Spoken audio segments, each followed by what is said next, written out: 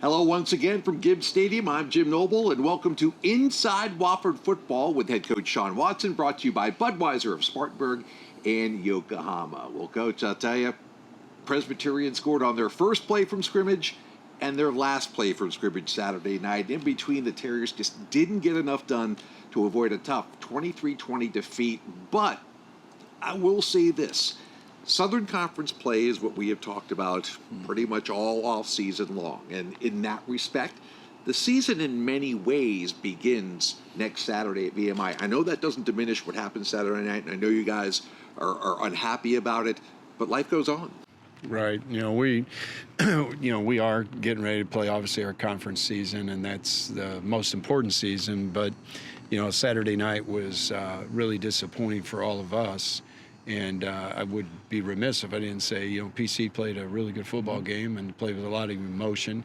And you got to give them credit where credit's due. And then we have to learn the lessons from it that game should teach. And that is, you've got to be ready to play against everybody and be willing to put it out there every week. There are two worlds surrounding football teams. One's the outside world with media and fans and alumni. And the world that really, really matters is the world inside the football building. That's the only world you can control right now, isn't it? No, it's the only world that we can control and the only one we care to control. Because we're trying to build a program here, and it's, we're at the very beginning stages, and, we've got to teach a culture, and culture isn't built overnight. It's something that's built over time. So, I think the guys know exactly where I'm coming from, and I'm very frank and straightforward, so I don't mince my words, and they know exactly what my intentions are. All right, when we come back, we'll look back at the home opener, preview the Southern Conference opener at VMI this weekend, and have a conversation with Richard Johnson, stepping down as Wofford's athletic director after nearly 40 years of service to the school. That's all coming up next.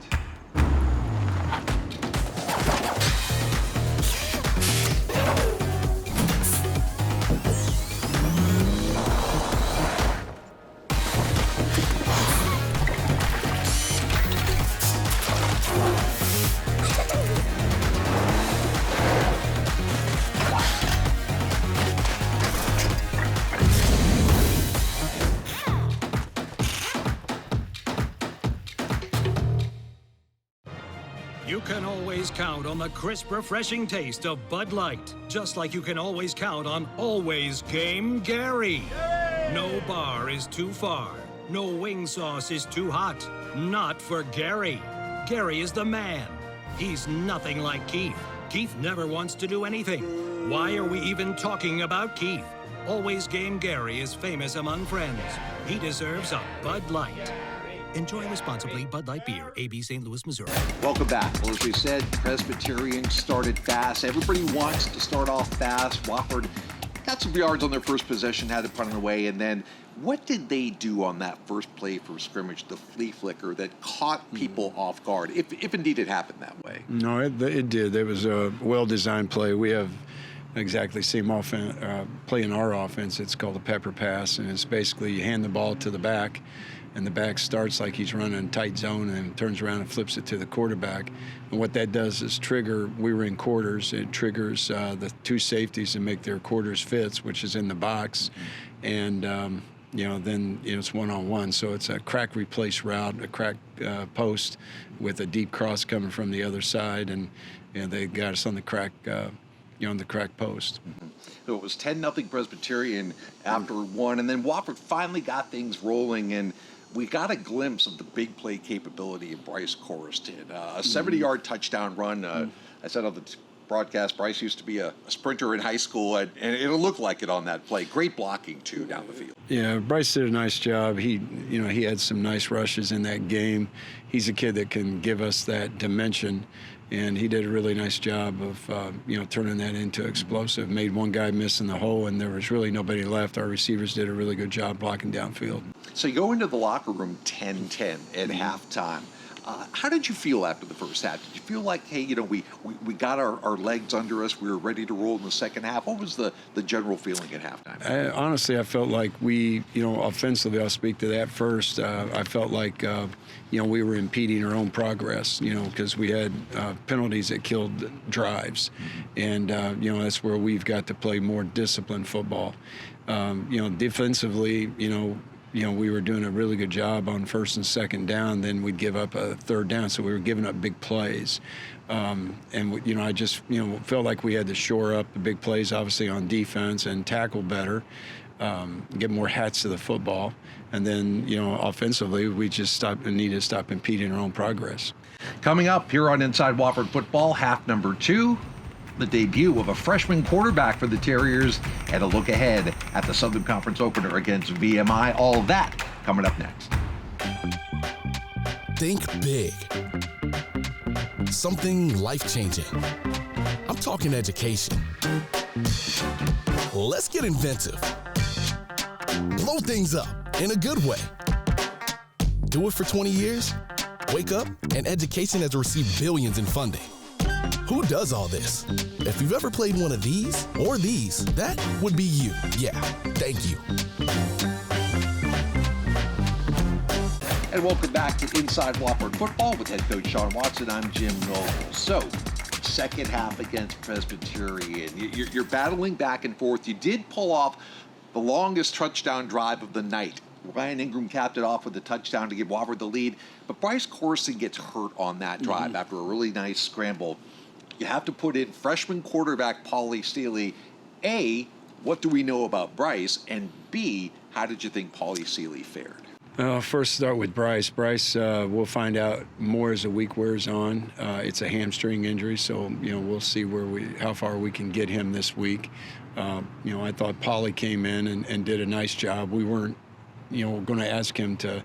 We had a lead, and he just tried to protect the lead with him and put him in good situations. And he made some nice throws and did some really good things. I think Paulie, he comes from a quarterback pedigree, a family. His mom was a great track athlete. I'll start with her first. She's probably the best athlete in the family.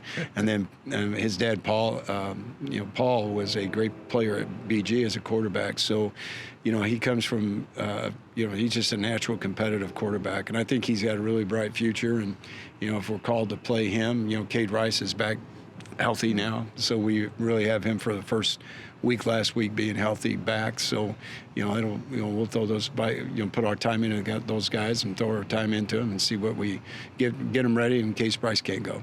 All right, well, fast forward to the end. Wofford's got a 4-point lead with 5 minutes to play, and the things that drive coaches crazy. I think they converted 4 fourth downs. You get a roughing the passer penalty on 1. They scramble for 11 with 10, 4th and 10 to go, and then the final one. They had been getting their tight end loose all day long, and it finally burned us in the end, and Presbyterian pulls out the win. What learning experiences defensively, what fix-it changes can be made for that unit who actually have been playing pretty well this year, maybe up until that final drive? Yeah, we've got to do a better job with empty. Empty was what got us, and we just, I think there were some times that we made some really big plays in empty and created negative plays. But we've got to be, more assured of what we're doing. I think we got caught at the very end. I know we did. We got caught in a communication. So we got to be better communicators and make sure that we're locked in, to what the communication is, so we get guys covered.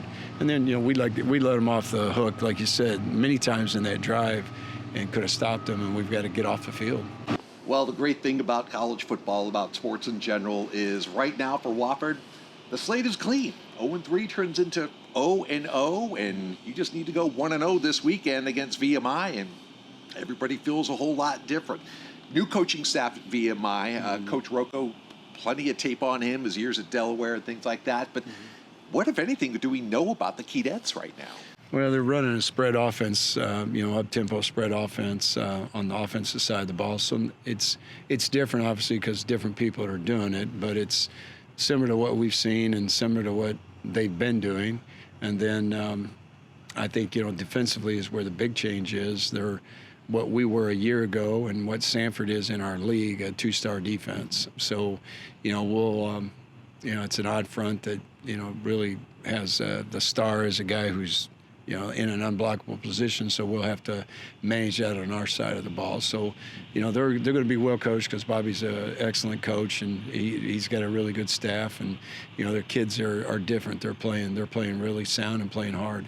Final question before we let you go. You've got a really good finger on the pulse of this team emotionally.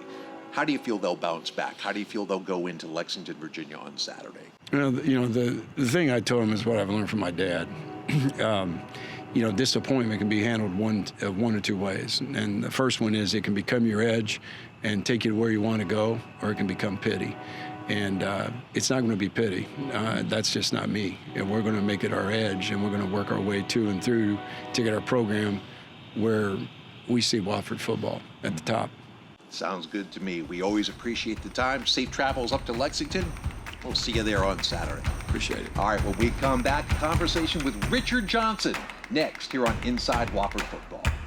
Nothing beats the power of Ford Truck Month, because only one truck can be the best-selling in America for 46 straight years. Ford F-Series. Only one has best-in-class payload, best-in-class horsepower, and when you combine this legendary power with the latest technology, you get the only truck built Ford tough. It's Truck Month. Hurry in today for great selection in stock and ready for delivery. Now get 3.9% financing for 60 months plus up to $2,500 cash back on select F-150 trucks.